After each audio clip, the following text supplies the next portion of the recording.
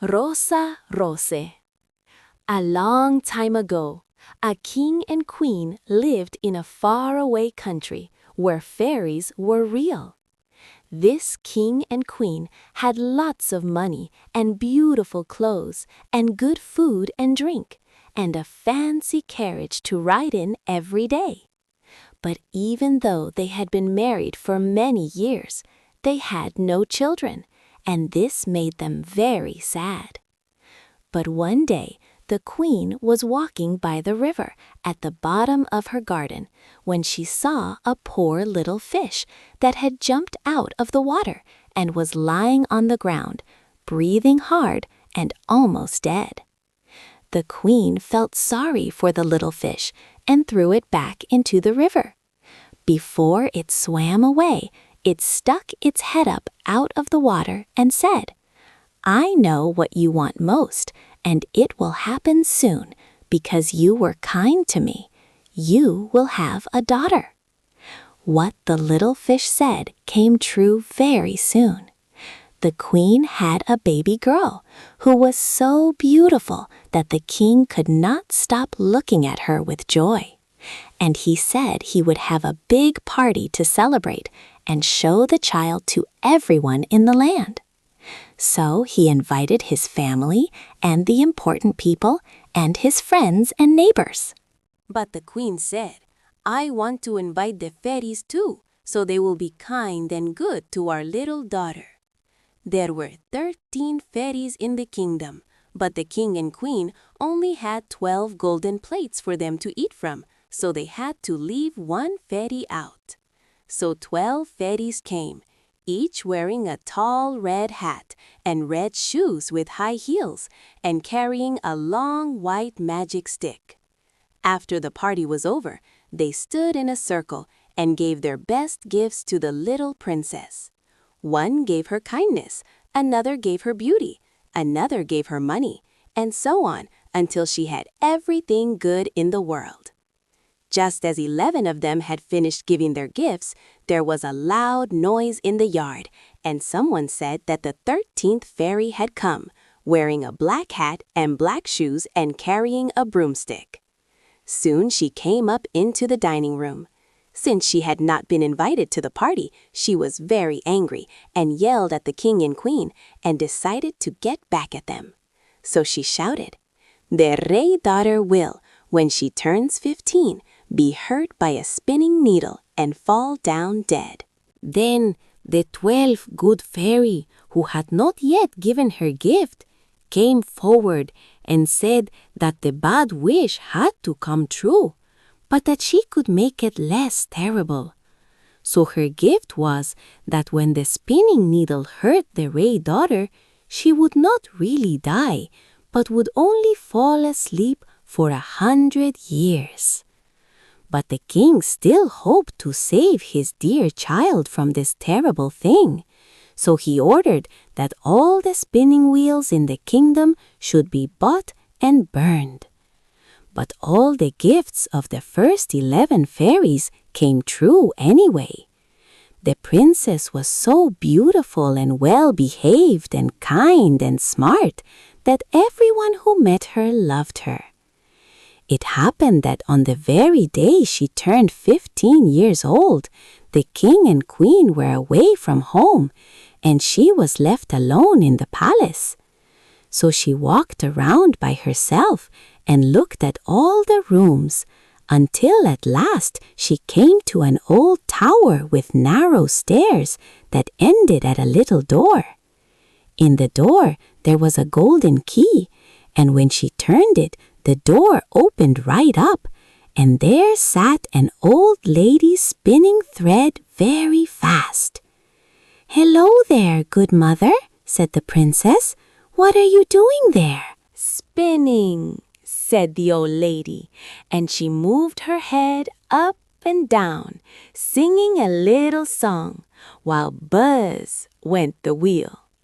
"How pretty that little thing spins around," said the princess, and she took the spindle and started to try spinning too.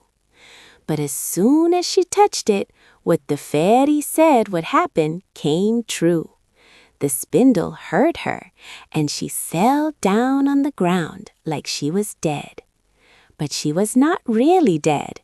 She had just fallen into a very deep sleep. And the king and the queen, who had just come home, and everyone in their palace, fell asleep too. The horses slept in their stalls, and the dogs slept in the yard. The birds slept on the roof, and even the flies slept on the walls. Even the fire in the fireplace stopped burning and went to sleep. The machine that turned the meat stopped working, and the stick that was spinning around with a goose on it for the Ray dinner stood still. The cook, who was pulling the kitchen muchacho hair to hit him on the ear because he did something wrong, let him go, and both of them fell asleep. The man who served drinks, who was secretly tasting the ale, fell asleep with the cup at his mouth. Everything stopped moving and slept deeply. A big wall of thorny bushes soon grew around the palace, and every year it got taller and thicker. At last, the old palace was completely covered and hidden, so you could not even see the roof or the chimneys. But stories spread through all the land about the beautiful sleeping Briar Rose, which was what the Ray's daughter was called. So from time to time, several princes came and tried to break through the thick bushes to get into the palace. But none of them could ever do it. The thorns and bushes grabbed them like they had hands, and the princess got stuck there and died in a terrible way. After many, many years, a prince came to that land, and an old man told him about the wall of thorns and how a beautiful palace was hidden behind it, and how a wonderful princess named Briar Rose was sleeping inside with all the people who worked for her.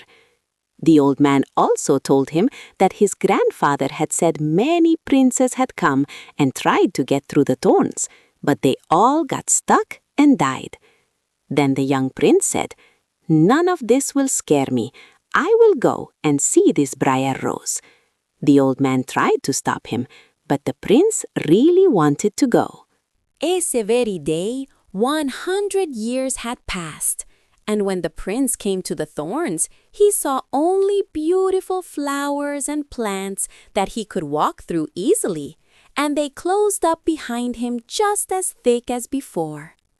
Then he finally came to the palace, and there in the yard, the dogs were sleeping and the horses were standing still in their stalls, and on the roof, the birds sat fast asleep with their heads tucked under their wings. When he went into the palace, the flies were sleeping on the walls. The cooking fire had stopped. The man who served drinks had a cup at his lips, ready to drink. A woman sat with a chicken in her lap, ready to clean it. And the cook in the kitchen was still holding up her hand like she was about to hit a boy.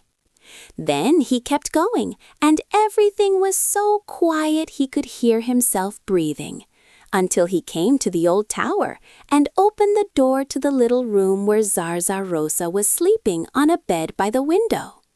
She looked so beautiful that he could not look away, so he bent down and kissed her. The moment he kissed her, she opened her eyes and woke up and smiled at him, and they walked out together. And soon the king and queen woke up too, and all the people in the palace, and they all looked at each other with great surprise. The horses shook themselves, and the dogs jumped up and barked. The birds lifted their heads and looked around and flew into the fields. The flies on the walls started buzzing again. The fire in the kitchen started burning. The cooking tools started turning. And the goose for the Ray dinner kept cooking. The man finished drinking his cup. The woman kept cleaning the chicken. And the cook hit the boy on his ear. Then the prince and Briar Rose got married, and had a big wedding party, and they lived happily together for the rest of their lives.